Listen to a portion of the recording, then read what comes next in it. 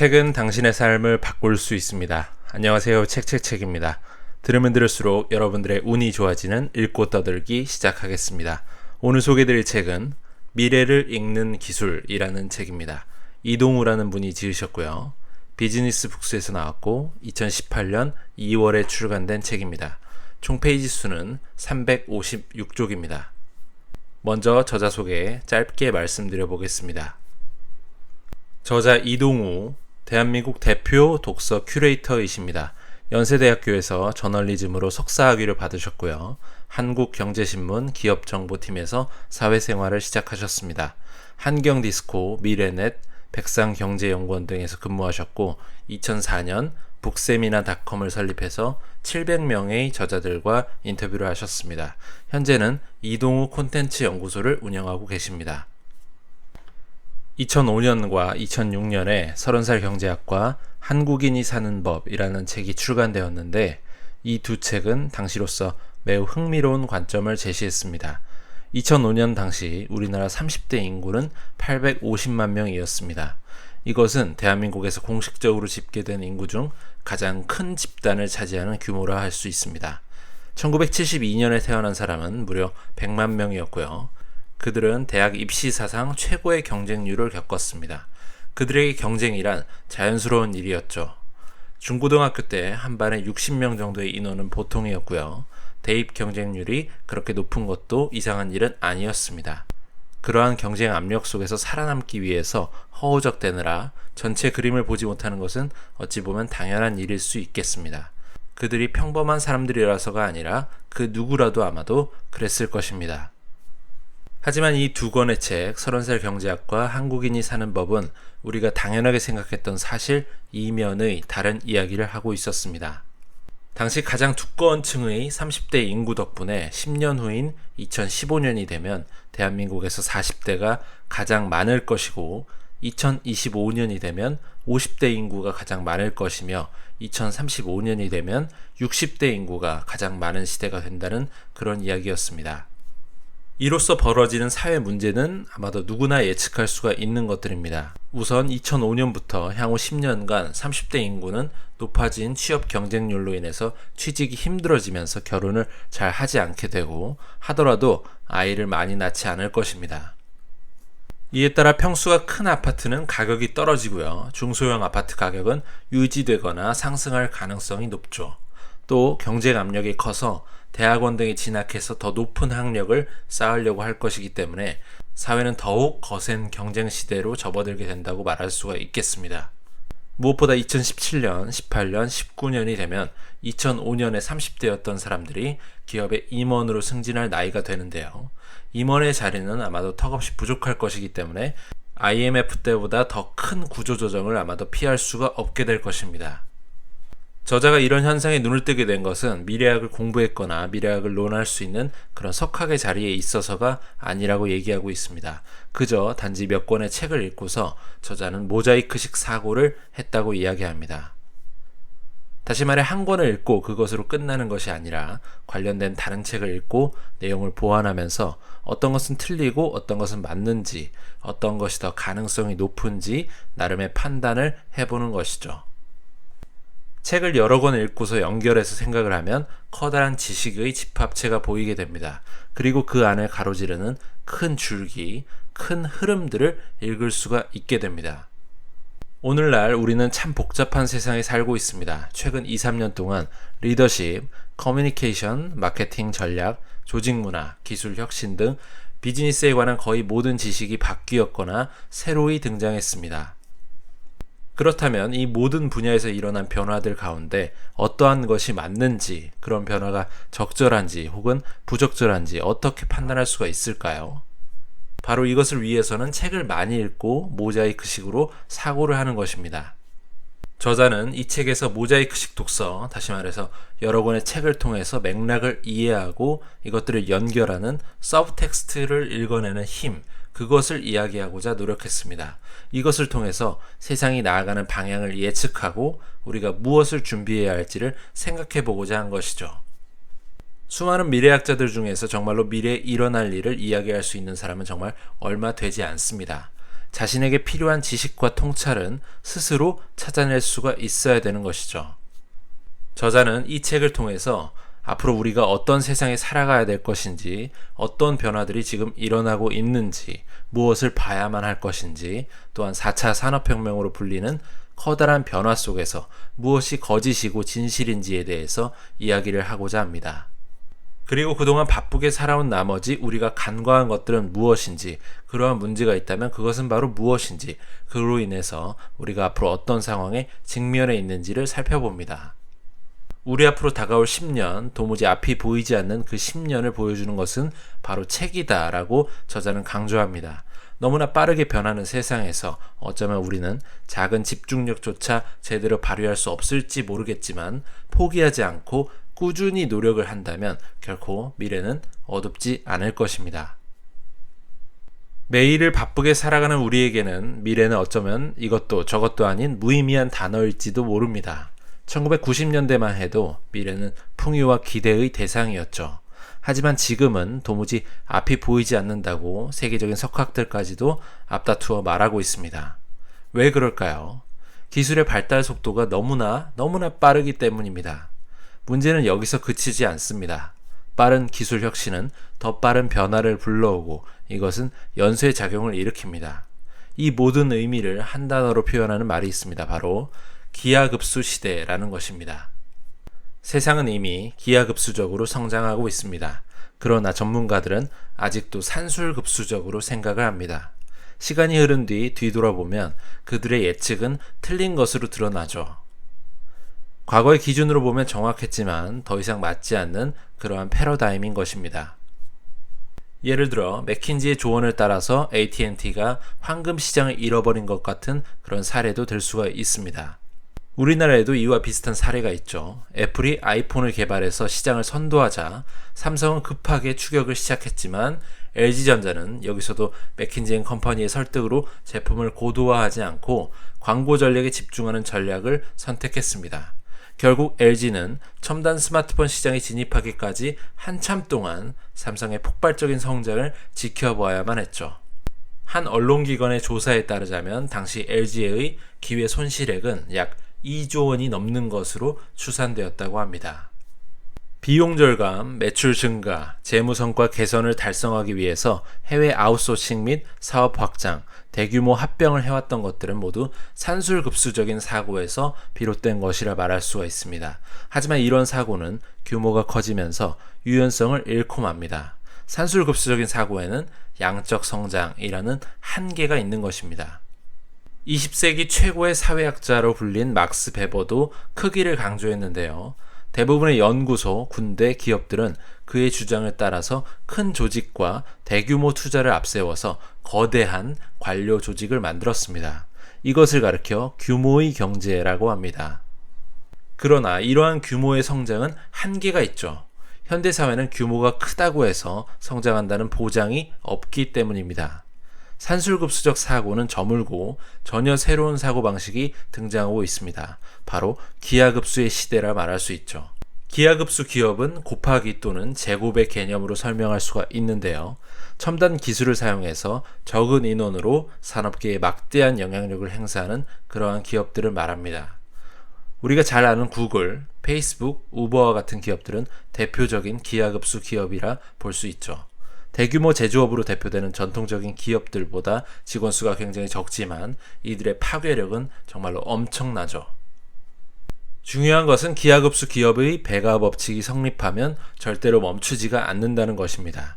기술의 발달 속도가 무어의 법칙으로 증가하고 있기 때문에 어떤 기업의 특정 시점, 다시 말해서 과학자들이 말하는 특이점, 이른바 싱귤레리티에 도달을 하게 되면 그 기업은 거의 모든 인공지능 시장을 지배할 것이라는 예측도 가능하게 됩니다. 왜냐하면 그 기업은 다시 기하급수적으로 계속해서 성장할 것이기 때문이죠. 기하급수 기업의 외적 요소를 한번 살펴보면요. 첫 번째, 기하급수 기업에는 주문형 직원이 존재합니다. 쉽게 말해서 이런 기업에는 정규직이라는 의미가 무색해지는 것이죠. 기하급수 기업은 대규모 인력을 보유하지 않습니다. 그럴 필요도 없고요. 그래서도 안 되기 때문입니다. 기하급수 기업은 기업의 속도, 가능성, 유연성을 위해서 주문형 직원들을 쓰게 됩니다. 물론 이런 방식은 기업의 사회적 책임, 이른바 CSR에 대해서 다시 말해서 더 많은 사람을 고용해서 사회를 이롭게 해야 된다라는 그러한 관점과는 조금 충돌하는 지점이 있습니다. 하지만 이미 세상은 이렇게 움직이고 있습니다. 둘째, 기하급수 기업에는 커뮤니티와 크라우드 소싱 그리고 참여가 존재합니다. 다시 말해 모든 것을 아웃소싱하는 것이죠. 아이디어, 자금 조달, 디자인, 유통, 마케팅, 세일즈까지 거의 모든 것을 커뮤니티와 소통하게 되고 크라우드 소싱을 통해 아이디어를 구하는 것입니다. 세 번째, 기하급수 기업은 일종의 알고리즘을 보유하고 있습니다. 이것은 딥러닝, 다시 말해 컴퓨터가 사람처럼 스스로 학습할 수 있도록 데이터를 분류하고 패턴을 발견하는 그러한 학습 기술을 말하는데요. 이것과 머신러닝을 통해서 기업에 맞는 그러한 알고리즘을 장착하게 된다는 뜻입니다. 기하급수 기업은 리더의 직관적인 판단에 의존하는 것은 위험하다고 생각합니다. 그리고 거의 모든 것을 자동화 시스템으로 이관합니다. 네 번째, 기하급수 기업은 자산 보유를 최대한 자제합니다. 자산을 소유하지 않는 것이 미래를 소유하는 지름길이라고 생각하는 것이죠. 그들은 사무실도 중요하게 생각하지 않고요. 제조업을 하고 있더라도 제조 공장을 소유하지 않습니다. 예를 들어 직원 12명 정도인데 12개 국가에서 일하고 대기업과 같은 파급력과 조직 운영 방법을 갖고 있다고 볼 수 있습니다. 애플도 이와 유사하죠. 애플은 모든 제품의 설계와 디자인은 캘리포니아에 있는 애플 본사에서 하지만 제조는 모두 폭스콘에서 하고 있습니다. 기하급수 기업이 등장하는 것은 이제 피할 수가 없게 되었습니다. 우리는 거대 기업이 늘 성공할 것이다 라고 생각을 하고 있지만 대기업의 한 부서만도 못한 인원의 작은 기업이 전 세계를 상대로 일하고 엄청난 파괴력을 자랑하는 그런 시대를 우리는 살고 있는 것입니다. 그러나 아직도 대부분의 사람들, 대부분의 경영자들은 산술급수적인 사고로 일관하고 있습니다. 대기업에 입사하기 위해서 수십 년간 공부하고요.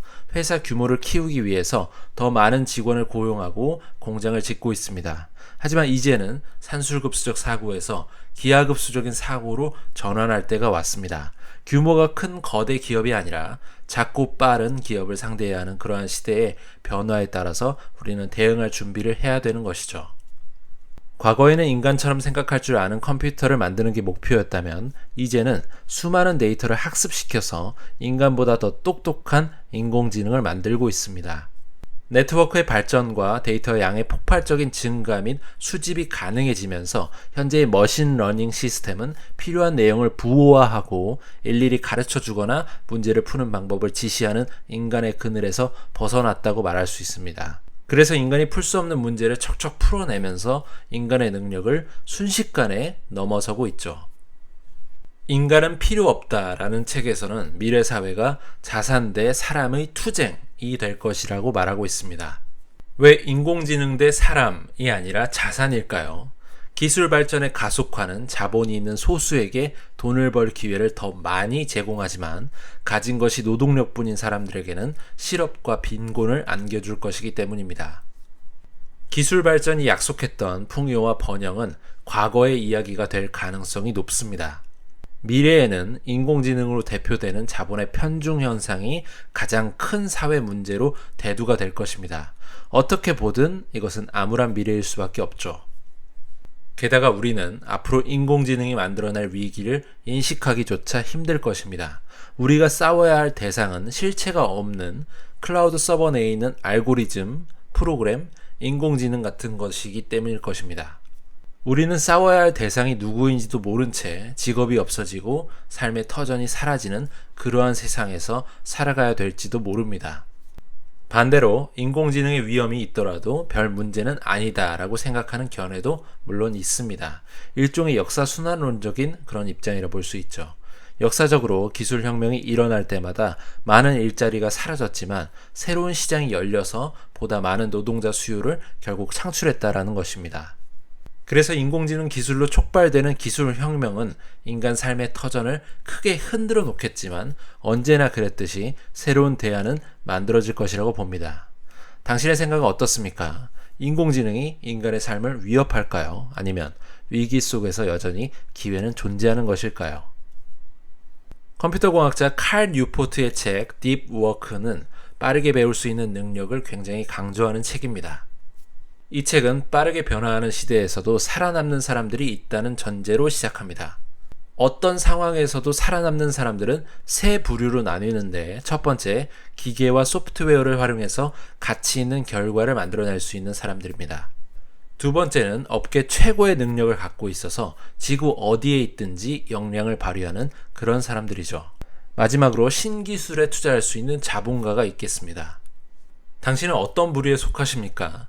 우선 대부분의 사람들은 세 번째인 자본가나 두 번째에 해당하는 전 세계에서 손꼽을 만한 그러한 전문가와는 거리가 멀다 볼 수 있겠죠. 그렇다면 정답은 바로 하나입니다. 첫 번째인 것이죠. 바로 어려운 기술을 신속하게 습득해서 가치 있는 결과물을 만들어내는 그런 사람이 되어야 된다는 것입니다. 그리고 이런 능력을 기르려면 딥워크가 필요하다는 것이 이 책의 핵심 주제입니다. 우리는 이제 뭔가에 집중력을 발휘해서 성과를 이뤄내야 하고, 그러한 사람들이 성공을 한다라는 것쯤은 막연하게나마 알고 있습니다. 그러나 여기에는 반전이 있죠. 바로 세상이 딥워크를 하지 못하게 가로막고 있다는 것입니다. 그러면 딥워크를 방해하는 것들은 과연 무엇이 있을까요? 첫 번째, 개방형 사무실이 집중력을 방해하고 있습니다. 최근까지도 개방형 사무실은 창의력의 원천이자 집중이 잘 된다고 그렇게 여겨졌습니다. 실리콘밸리 기업들은 개방형 사무실에서 우연적 창의성이 발생하기 때문에 개방형 사무실이 창의력의 근원이다 라고 믿었습니다. 하지만 최근 연구에 따르면 개방형 사무실은 오히려 집중력을 방해해서 창의성에 도움이 되지 않는다 라고 밝혀졌습니다. 두 번째, 상시 접속 문화가 집중력을 방해하고 있습니다. 조직 생활을 해본 사람이라면 누구나 이메일이 도착하면 빨리 읽고 답신을 해야 된다라는 압박감을 느끼지만, 그것이 자연스럽기 때문에 이것이 나쁘다라는 생각조차 하지 않습니다. 하지만 하버드 경영대학원 레슬리 펄로 교수의 연구 결과에 따르면 직장인들이 이메일에 답해야 된다는 압박감 때문에 주당 25시간 정도를 사용한다고 나왔습니다. 문제는 이러한 상시 접속하는 그런 문화들이 나쁘다는 걸 알면서도 습관을 버리지 못한다는 것인데, 그 이유 중 하나는 이메일로 필요한 질문을 던지고 정보를 얻을 수 있다는 그러한 편리함 때문이고요. 다른 하나는 이메일에 답변을 보내는 게 뭔가 내가 일을 하고 있는 것 같다라는 만족감을 주기 때문입니다. 세 번째, 소셜미디어가 집중력을 방해하고 있습니다. 최근에는 거의 모든 유형의 콘텐츠 생산 업체들이 소셜미디어에 진출하고 있습니다. 뉴욕타임즈 기자들도 트위터를 쓰라는 강요를 받는다고 전해지고 있습니다. 취재를 하고 기사를 써야 하는 기자들이 소셜미디어의 시간을 뺏겨서 진짜 업무에 집중하지 못하는 것이죠. 이러한 현상은 실제로 거의 모든 직종으로 확대되고 있다고 볼 수 있습니다. 이것은 그야말로 테크노폴리 때문이라고 봐야 하는데, 다시 말해 신기술이 가지는 효용성과 그에 따른 문제의 상세 관계를 생각하지 않는 태도라 말할 수 있습니다. 어느 정도 문제점이 있더라도 일정 부분 유의미한 것이 있을 것이란 생각 때문인데요. 이것은 우리가 처한 현실을 제대로 보지 못하도록 만드는 마약과도 같다고 볼 수 있습니다. 그렇다면 대체 어떻게 이 악순환의 고리를 끊어야 될까요? 결론은 하나입니다. 집중력을 회복하고 더불어 새로운 기술을 우리가 터득해야 된다는 것입니다. 그것도 아주 빠른 시간에 말이죠. 이것을 위해서는 첫 번째, 정말로 몰입해야 합니다. 두 번째, 무료함을 인정해야 합니다. 우리의 뇌는 산만함을 버리지 않으면 집중력을 기르기가 어렵습니다. 스탠퍼드 대학교의 클리포드 나스 교수는 멀티태스킹을 잘하는 사람이 두뇌 기능은 오히려 저하된다라고 말했습니다. 틈날 때마다 이메일을 확인하고 인터넷 검색을 하고 스마트폰을 사용한다면 뇌는 집중하지 못하는 뇌가 되고 자꾸 그렇게 변화할 것입니다. 따라서 우리 뇌의 무료함을, 따분함을 인정하고 즐겨야만 합니다. 세 번째, 소셜미디어를 끊어야 됩니다. SNS는 엄청난 중독성을 지니고 있습니다. 그래서 일과를 정해서 집중하는데 큰 지장을 초래할 수 있죠. 소셜미디어에서 오가는 많은 정보를 놓칠지도 모른다는 그러한 두려움은 옷장에 쌓아둔 산더미 같은 물건들이 언젠가는 필요할지 모른다면서 버리지 못하는 그런 두려움과 비슷합니다. 물론 소셜미디어를 통해 작은 혜택이라도 얻을 수가 있다면 이용할 필요가 있다고 생각하는 것도 일리는 있죠. 그러나 이것은 그에 수반되는 모든 부정적인 요소들을 간과하는 것입니다. 중독성이 강하고 중요한 활동을 할 시간과 주의를 빼앗긴다는 그런 점을 생각을 해본다면 소셜미디어를 계속 사용해야 되는 이유를 찾기가 아마 어려울 것입니다. 하지만 소셜미디어를 끊는 게 그렇게 쉬운 일은 아니죠. 이제 고령화에 대한 이야기를 한번 살펴볼까요? 오늘날 출산율의 감소와 연장된 인간의 수명으로 인해서 전 세계적으로 고령화가 커다란 문제로 대두되고 있습니다. 고령화 문제에 대해서는 인류 전체가 그 심각성을 제대로 인식하지 못하고 있죠. 그동안 인구에 대해서는 인구가 많다, 적다만 고려 대상이었기 때문입니다. 더 중요한 것은 인구학적인 전이라 볼 수 있습니다. 이것은 출생률과 사망률이 대단히 높던 전통적인 인구 통계에서 출생률과 사망률이 모두 낮은 현대적 인구 통계로의 변화를 말합니다. 여기에는 고령화 현상이 존재하고요. 이것은 정말로 모든 상황을 완전하게 바꿀 수가 있습니다. 고령화가 낳은 세대 간 충돌에 더해서 기술적 진보가 붕괴되고 있는 현상도 우리가 미처 생각하지 못했던 문제라 말할 수 있습니다. 기술은 끊임없이 진보를 거듭하고 있지만 업계를 완전히 재편성할 만큼 또는 시장 대부분을 파괴할 기술이 등장한 지 오래된 것은 사실입니다. 과거에도 파괴적 혁신에 필적할 만한 그러한 혁명이 있었죠. 19세기 후반부터 등장했던 전기, 전구, 자동차, 비행기, 전화, 대량 생산, 그리고 텔레비전과 같은 발명들은 그 이전과 이후를 명확하게 구분할 수 있는 그러한 위대한 혁명이라 볼 수 있죠. 하지만 그로부터 거의 100년이 다 되어가도록 인간의 삶은 크게 변화하지 않았습니다. 단 하나 반대 증거로 제시할 수 있는 것은 바로 인터넷인데요. 이것을 제외한다면 지금 우리의 삶은 1953년과 크게 다르지가 않습니다. 여전히 우리는 자동차로 이동하고요. 냉장고와 전등을 사용하고 시장에 가고 책을 읽고 신문과 TV를 봅니다. 여기에 인터넷 서비스가 추가되었을 뿐이죠. 제1차 산업혁명은 18세기 말에 태동하면서 생산과 소비에 전면적인 변화를 가져왔습니다. 제2차 산업혁명 때는 영국 외의 지역들, 다시 말해 독일과 프랑스, 미국의 생산력이 급증하기 시작했죠. 그리고 현대에 들어서 전기통신과 인터넷의 등장이 제3차 혁명으로 기록이 되었습니다. 그러면 앞으로의 산업혁명은 과연 어떻게 진전이 될까요? 바로 사회적인 진보, 즉 도시의 진보와 권력의 분산, 제도와 문화적인 배경이 뒷받침되어야 된다고 저자는 강조합니다.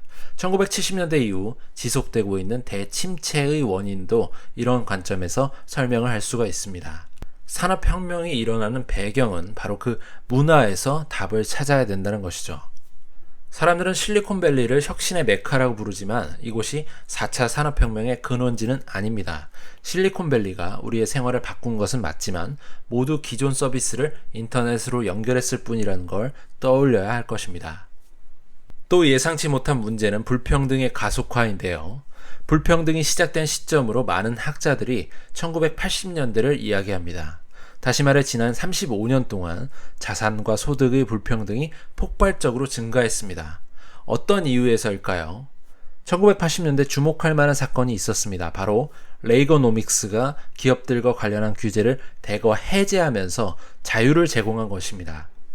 이때부터 CEO라는 직함이 등장했고요. CEO는 주주들에게 잘 보이기 위해서 비용 절감과 인원 감축, 그리고 해외로 산업을 이전하는 아웃소싱 등을 채택하게 됩니다. 이른바 주주혁명이 시작된 것이라 볼 수 있죠. 그로 인해서 세상은 인류 역사에서 단 한 번도 경험한 적이 없는 불평등의 시대로 접어들었습니다. 제2차 세계대전이 끝나고 베이비붐 세대가 등장하면서 전세계 생필품 시장은 늘어나는 중간층에서 절대적인 호시장을 누려왔습니다. 하지만 월가의 사고방식이 기업계를 장악하고 적대적 M&A와 인수합병, 단기적인 수익을 쫓기 위해 발행하는 거대 기업들의 회사채 발행과 자사주 매입 같은 것들, 그리고 주주 배당은 새로운 자본주의 시대를 열었습니다. 다시 말해 완벽한 양극화를 만들어낸 것이죠. 선진국에서는 돈 놓고 돈 먹기 경쟁이 벌어지고 신흥국에서는 부의 세습으로 인한 양극화가 정말로 첨예하게 대립하고 있습니다. 그리고 이러한 현상들은 시간이 지날수록 더욱더 극명하게 드러나고 있죠. 가난한 사람은 더 가난해지고 부자는 더 부자가 되고 있습니다. 이럴 때 정치 권력들은 어떠한 결정을 내릴 수 있을까요? 항상 위기 때는 강력한 리더십이 등장했습니다. 중국의 덩샤오핑, 영국의 대처, 미국의 레이건이 그랬죠. 그러나 그런 강력한 리더십도 집권 2기에 들어서면 그 힘이 쇠퇴하는 것도 증명된 사실이라 볼 수가 있겠습니다. 어떻게 보더라도 이런 불평등으로 초래되는 미래들은 암울하다라는 생각을 피할 수가 없을 것입니다. 하지만 이러한 냉수적인 관점이 세계 경제를 직시하고 불확실한 미래에 대비하는 데는 많은 도움이 될 것입니다. 바로 인간은 장밋빛 안경을 쓰고서 세상을 바라보도록 설계되어 있기에 더욱 그렇다고 저자는 말합니다. 현상의 이면이 가져올 혼란과 불확실한 미래의 충격에 대비하기 위한 균형 잡힌 시각이 그 어느 때보다 중요해지는 그러한 시점이라 말할 수 있겠습니다. 어떠신가요? 이 책에서 저자는 단순히 한 권 한 권에 대한 책 소개로 끝나는 것이 아니라 큰 그림으로 산업 현장과 사회를 바라보는 색다른 관점들을 제시해주고 있습니다. 책 한 권을 읽고 그대로 끝나는 것이 아니라 관련된 다른 책들을 읽고서 내용을 보완하면서 그 책들이 가로지르고 있는 공통된 주제, 공통된 맥락들을 파악하고서 연결된 서브텍스트를 읽어내고 다양한 정보 속에서 자신에게 중요한 것들을 찾아낼 수 있어야 된다라고 굉장히 강조하고 있습니다. 또한 이렇게 책 하나를 완전히 맹신해서도 또한 다른 의견의 무조건적인 비판도 옳지 않다라고 말하면서 자신만의 프레임으로 특별한 의미를 발견할 수 있는 그러한 독서 방법이 중요하다라고 강조하고 있습니다. 비즈니스맨으로 살아가면서 최소한의 비즈니스 인사이트를 얻고 싶은 그런 분들께 이 책의 일독을 한번 권해드립니다. 오늘은 여기까지 하겠습니다. 유익하셨거나 도움이 되셨다면 구독과 좋아요 부탁드립니다. 이 채널을 유지하는 힘입니다. 감사합니다.